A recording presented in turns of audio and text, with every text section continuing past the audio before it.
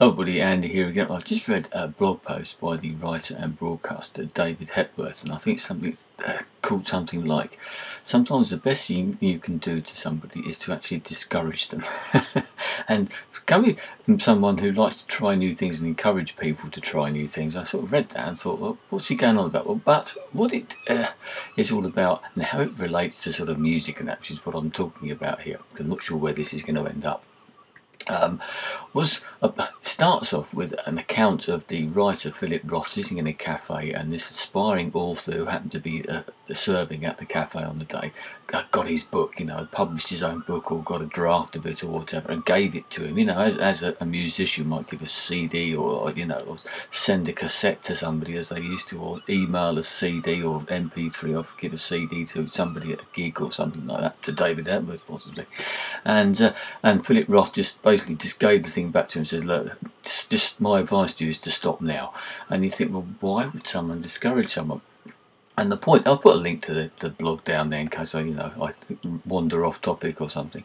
But what he was saying was sometimes that is the best thing you can do, because not everybody can make it. And I think that's the problem nowadays, is especially over the past few years and over the past sort of decades or something, it's a sort of go-go culture.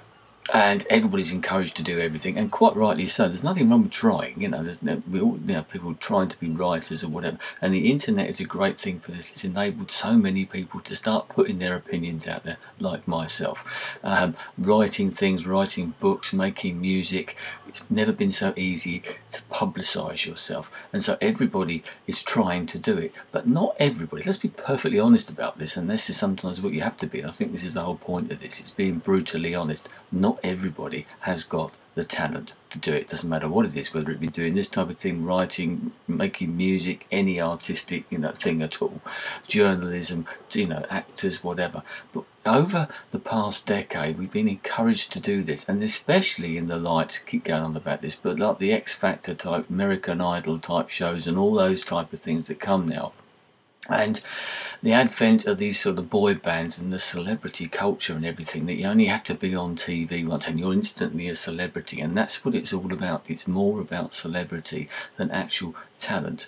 And even on the talent shows, all the talent that these people have got, and some of them have got talent, I'm quite happy to admit that, but are they any better than lots of the other people? My old thing about, the local bands that I see and hear and listen to and, go and watch or whatever, are better than anyone else. But how are they going to rise above everybody else? But sometimes you hear music locally, and you will have done this as well, or you read things that people are putting out there, and you even see TV programs, you see people on the TV on talent shows, and you think, why are these people doing it? And often it's because other people believe in them, and it's the parents thing. And the parents sometimes, I'm a parent, but sometimes parents are the worst culprits of this, because they encourage people and they really should know better. Yes, there are exceptions, obviously I see them as well, where you've got talented individuals. Yes, they should be given encouragement. There's nothing wrong with dabbling in this stuff and doing it for your own benefit and your own consumption, or even for your close friends and family or something. Show them your videos, show them listen to the music that you've made, show them the little articles and blog posts and that you've written yourself.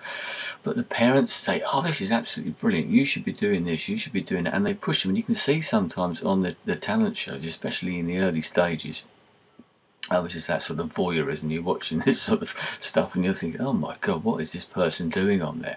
Okay, it might be exploitation for some, but you see the parents and they're crying now. They're told that they're rubbish, because they are rubbish, but they've been led to believe that they've actually got this great talent. Now everybody nowadays, with the amount of TV and media that's out there, must have a pretty good understanding of what's good and what isn't. What is liable to be a true success, especially a superstar or something. We also can think of examples of people who've got somewhere that you don't think should, but they generally have got some sort of talent, certainly better than a lot of the people you're seeing on these talent type shows. And you need sometimes to be cruel to be kind, to sit down with someone and say, look, I'm sorry mate, you're just not good enough. Please go and prove me wrong, but I don't think that you're good enough. Not saying just me, but the parents or whatever.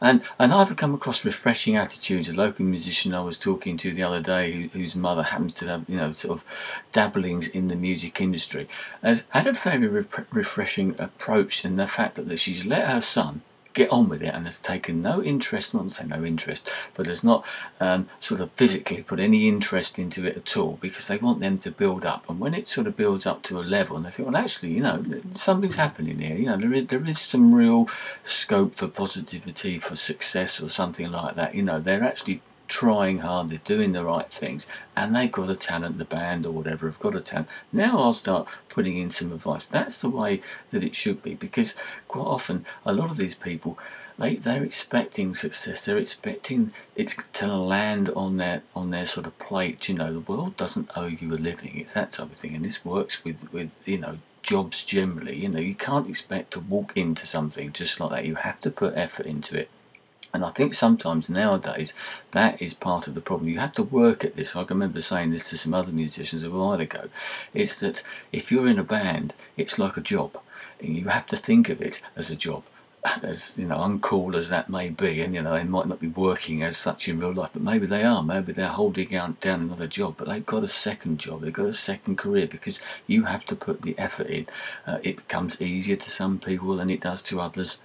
Anything like that does, we all know that, but you've got to work at it. You've got to put in the hours, the effort, the rehearsal, the working on the songs, all the sorting out the live stuff, working on that, getting the gigs together, working out what you're going to do, the appearance, make sure that it looks good when you're out there, etc. Working on the little things and working on the basics sometimes, because sometimes it's the basics that people forget. If you haven't got any good songs, no one's going to be bothered to turn up to your gigs. It doesn't matter how good you are live, if your songs are crap.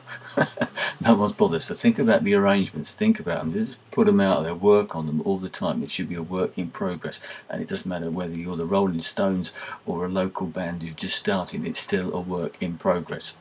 They're still working on new things all the time and looking for improvements, and that's the thing. And if you look at to the people who've made a living out of this and have really worked at it, they have done that. They have really worked at it. It becomes your life, and you have to put the time and the effort into it. And so many people don't.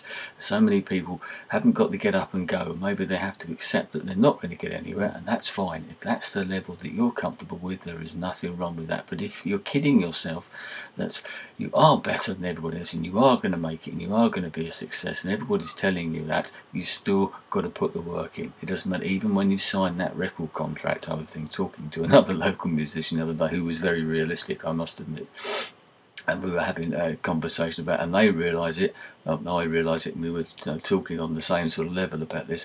He's under no illusions that even if they do sign a record company, that's when the hard work in some ways starts. You can't sort of lie back on your laurels. It's continuous, it doesn't stop, and you have to work at this, as I said.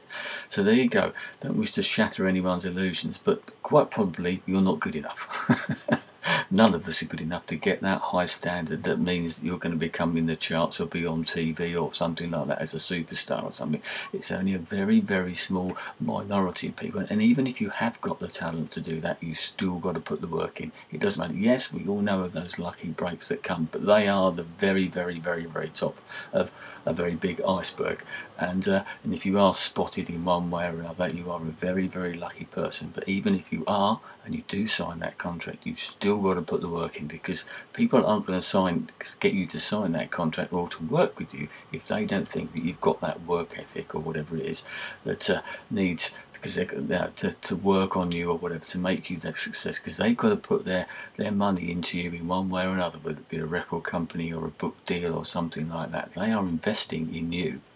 They're not going to invest in you if they don't think you're a worthwhile investment, because even if they can sort of get all the money out of you straight away, they're still going to get you to do quite a lot of work in the first place to get you to that particular point. So there you go, shattering illusions. But again, let's say it's one of those things that's come out of that, and maybe I'll talk about this another time, because there's other aspects of this that I can think of that I can talk about as well. Anyway, I'm going to leave it there. Please read that blog post, because I think it's quite an important topic in some ways, especially if you aspire to doing great things in whatever field it is. Thanks very much. I'll speak to you again soon. Goodbye.